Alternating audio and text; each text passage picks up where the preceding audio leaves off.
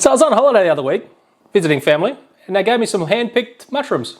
So I'm making a traditional Austrian Eierschwammerlsauce with dumplings. So Eierschwammel is Chanterelle mushrooms. So this is quite a common dish at this time in Austria. So here's Eierschwammel with bread dumplings. Okay, to start this off, we need to saute off some onions. So I've got some olive oil in the pan.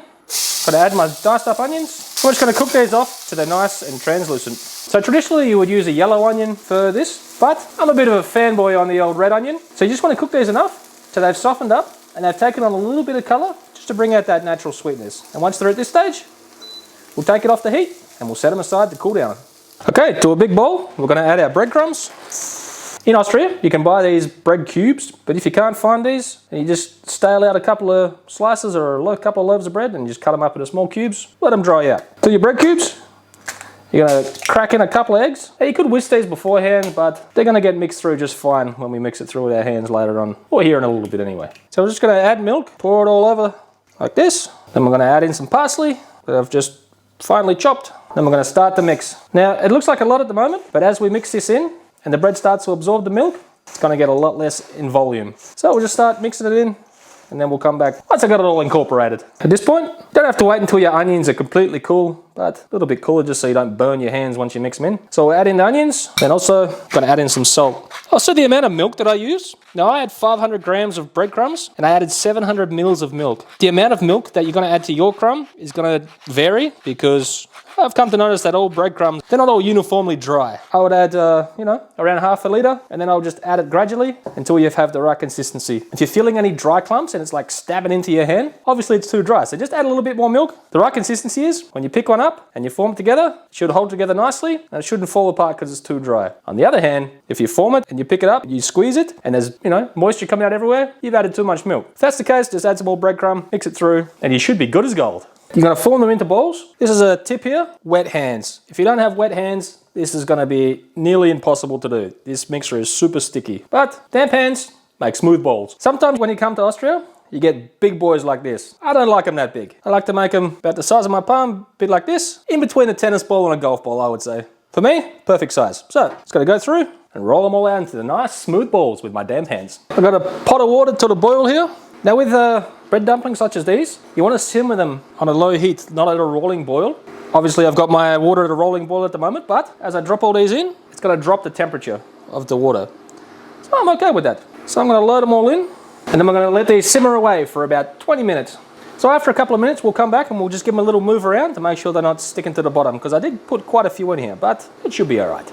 Been a couple of minutes, we're just going to go through and we'll just give them a little move around, and I can't feel any sticking to the bottom. So we're just going to keep this at a gentle simmer and let them go for about another 15 minutes. Just come back through if you've loaded your pan up like I have and make sure the ones completely submerged in the water get mixed around with the ones that are poking their little heads out so they all cook evenly. Okay, after your dumplings have been bubbling away there for about 20 minutes, you want to remove them to a pan. Now most recipes are going to tell you to serve immediately, but these things reheat amazingly. And I actually like to serve them a little bit of a different way. So I'll show you how I like to bring them back a little bit later on in the video. So usually at this point, I'd add some butter to the pan. But while I was digging around in the fridge trying to find that, I found this pushed to the back of the fridge, which is pig lard. So I'll be using some of this. So we're going to put a big dollop in the pan. Also to note, this is the pan I cooked off the onions before, so I just didn't clean it out. It's going to be fine. Okay, once all your lard's melted and your pan's nice and warm, we're going to go ahead and add some onions. All right, we just want to cook these onions down over medium heat and get them softened up, and we'll just get them to the point where they're just starting to take on a bit of colour. So while your onions are cooking away here,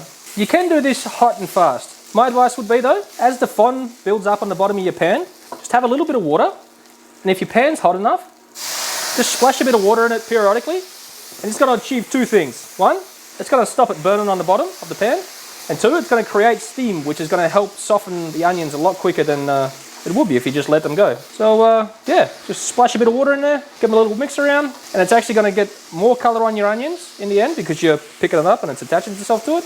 And it's going to soften them a lot quicker than if you just let them roll. Once your onions are cooked down and taken on some colour, I'm going to go ahead and add some garlic. So I'm adding quite a lot of garlic here. At this point, I'm also going to add in some salt. So once you've had your garlic in there for 30 or 40 seconds and a nice garlicky perfume starting to waft through your kitchen, go ahead and mix them all in. Things are getting a little hot in there. Don't be afraid to add a little bit more water. Scrape off all that good stuff off the bottom. So I have these lovely Chanterelle mushrooms here that some of my family were kind enough to forage for me. Foraged, from a bush, and some animals could have peed on them or whatever. So I've gone through, give them a good wash, and cleaned any dirt off them. So any of the bigger ones, I'm just going to break up by hand, just like that. I like my mushrooms a bit chunky, especially how we're doing it in this sauce. So just going to keep the pan on a medium heat and get them all mixed through. Obviously, as the water comes out of them, this will shrink in size. All right, as your mushrooms are starting to cook down, got to go ahead, hit them with a bit of salt. We'll go ahead and mix that in. Then we're just going to keep letting these mushrooms cook down on a medium heat. So because I washed these with water, because they were picked in the wild, they did absorb a lot of water. But now as we're cooking them, as you can see, it's quite soupy in there, and all that water's getting drawn back out and it's evaporating. So at the moment it looks like a soup, but we'll just keep cooking it and eventually all this will evaporate. So as you can see, most of the liquid has evaporated. They come out of the mushrooms. Now at this point, I'm going to add in some of this, bit of wine. I better check it just to make sure it's going to be all right. That should work perfectly. So we're going to pour this in. We're just going to back the heat down to a medium now, and then we're just going to cook this off till this is nearly evaporated as well. And then we'll make sure there's no alcohol left in it. Okay, as you can see, most of the liquid's evaporated. Now we're going to add the cream. Just want to give everything a mix in. I'm going to keep it on a medium heat.